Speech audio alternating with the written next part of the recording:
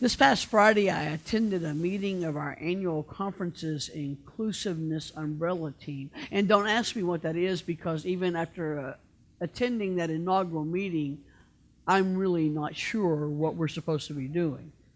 But what's important in the story is where the meeting took place. Lake Shore United Methodist Church in Waco, Texas. That was the first United Methodist Church that my family and I ever attended. It's the church in which I was baptized and confirmed at the age of 13. The church where I started on a journey that eventually culminated in my standing here before you today. Now, of course, a lot has happened since I last stepped foot in that church nearly 40 years ago.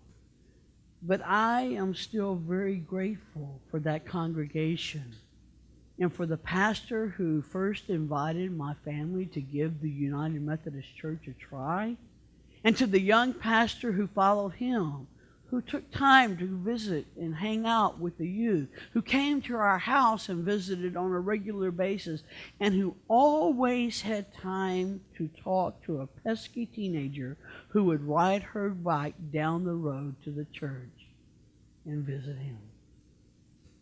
Because if all of that hadn't happened, I'm not sure where I would be today. As I've mentioned to you before, I was one of those people who always seemed to have more questions than answers, especially when it came to matters of faith. And as a young adult, I found this to be particularly true. I had friends in college, roommates, who were seemingly able to accept things at face value, who never felt a need to question the beliefs they'd grown up with or the answers their church provided. And there were many times that I wished I could be more like them. I promise you, it certainly would have made things a lot easier. But that's just not who I was, and in reality, it's not who I am. You see, I was never good at accepting things at face value or believing a certain way just because the church or other Christians in my life told me that I should. For whatever reason, the whole God said it, I believe it approach to faith didn't work for me. It worked for my roommates. It worked for many of my friends. It has worked for many people in my extended family, but it did not work for me. It wasn't enough. I needed answers to those questions of faith, those questions that were forever tugging at the edges of my mind, demanding to be heard, begging to be answered in a way that made sense to the rational scientific world in which I, as a student of science, was then immersed. Of course, the questions became even harder when in my junior year of college, I took my first Bible course. And they really became loud and annoying and kept me awake at night. But once again, I was fortunate because I was blessed with a church at that time in Arlington, who not only allowed but invited questions. And I was blessed with a pastor who took seriously my questions, who answered them to the best of his ability, who told me when he didn't have an answer, but more importantly, he never, ever looked down on me for asking those questions of our common faith. And I think it's those experiences and experiences of other people like me who were involved in the founding of this church that made us want to create a church, Journey of Faith, that would be a place where people are free to ask those tough questions of faith in an atmosphere of unconditional acceptance. No judgment. Wherever you are in that journey of faith, you're welcome here. We want a Journey of Faith to be a place where people can learn and worship, even if they aren't sure what they believe or if they believe at all. We want a Journey of Faith to be a place where we can struggle together openly as we seek to better understand the God who created us, the Christ who redeems us, and the scriptures which reveal that God to us and teach us how to better live with and within the rest of God's good creation. And at times, I think we actually come pretty close to being that community we initially dreamed of being. Which brings me to Thomas in the passage I read a few moments ago. For years, Thomas has sort of been the patron saint of doubters. But when you read the passage carefully, I'm not sure that's really all that fair.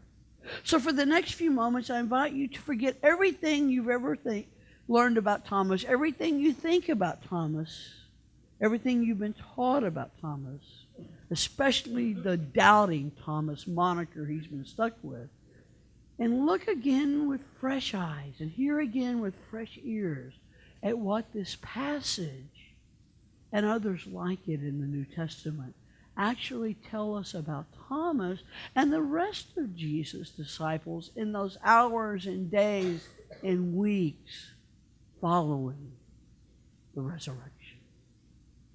And the first thing I want to say is that nowhere in John's gospel or in any gospel is Thomas ever described as a doubter. That's something the church made up somewhere along the way.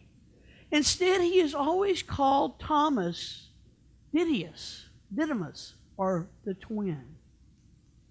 In addition, there's another passage earlier in John's Gospel, chapter 11, where Jesus is declaring to his followers his intention to return to Judea, to Jerusalem. And the other disciples are all trying to talk him out of doing that because they know what's likely to happen. They know that he's going to be met with resistance and that he might even lose his life. But in that passage, it's Thomas who says to the others, no, let's go with him so that we may die with him. We forget about that Thomas, right? It seems Thomas is not so much a doubter as he is a realist. And a few days before today's reading, Thomas had encountered a reality few of us can even imagine as he saw his friend, his mentor, his teacher, his rabbi, suffer and die on the cross. So now, when his friends tell him that they've seen the Lord, he simply reacts with that same realist skepticism he's probably always had. And he says, unless I see it for myself, I won't believe. And then, of course, 8 days later, he has his own encounter with the risen Christ. And he shouts immediately, my Lord and my God. The second thing that I want to point out to you about this passage is that Thomas wasn't the only one who asked or needed to see in order to believe. When Jesus appeared to the disciples, it tells us in this passage that he showed them his hands and his side, just like he did with Thomas. And the disciples rejoiced because, as John says, they had seen the Lord. But what about their reaction earlier that day, when, depending on which gospel you read, either Mary Magdalene and Mary, the mother of Jesus, or Mary Magdalene herself, go and find that empty tomb, and then they go back to Jesus' disciples and they tell them what they've seen. What is their response? They don't immediately say, oh, he's resurrected, even though he'd been telling them that was going to happen for some time to come. Instead, they themselves run to the tomb. They, like Thomas, want to see for themselves that Mary or the Marys are telling the truth. So Thomas isn't the only one who needs to see in order to believe. So he's kind of gotten a bum rap, if you will. And even then, when Peter and James and John and whoever it was that went and found that empty tomb, when they get there and they see that Jesus' body is no longer there, there's no indication even then that they get it, that they understand it, that they know that he is resurrected. It isn't until they have those one-on-one encounters with the risen Christ that they too understand. When we think about it, where were they when Jesus first appeared to them? They were hiding away out of fear for the Jewish authorities. They didn't get it either. It wasn't until Jesus came to them and spoke to them and breathed into them the Holy Spirit that they fully understood. As my go-to biblical scholar, David Lose, says, one conclusion we might draw is that despite his bad rap, Thomas is really no worse than the other disciples. More importantly, however, perhaps we've actually misunderstood the nature of faith altogether, assuming that the more faith we have, the fewer questions we'll ask. But the Bible, he says, offers a different picture of faith, one in which faith and doubt are woven much closer together than we might imagine. Faith, after all, David Lose says, isn't knowledge, but instead the assurance of things hoped for, the conviction of things not seen. In other words, it's okay to question. Seriously. Finally, Jesus' words at the end of this passage, where he says, blessed are those who have believed and not seen. I think sometimes we take those as words of scolding to Thomas because he refused to believe until he saw for himself. But I don't think that's it at all. I think those are words that are there for those of us who would come later. Jesus, I think, is speaking to us, going all the way back to that early Christian community to whom John wrote his gospel, continuing all the way to the present. Those words are meant for us.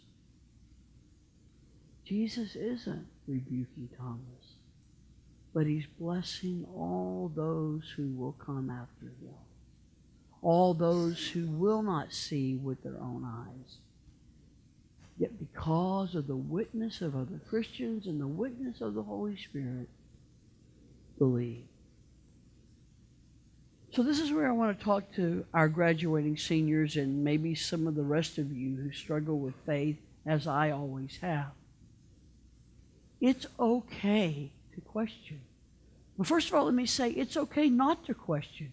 My friends, my roommates, members of my family, some of you sitting here in this room have never struggled with your faith. You've always taken it at face value. You believed it. It is a part of who you are.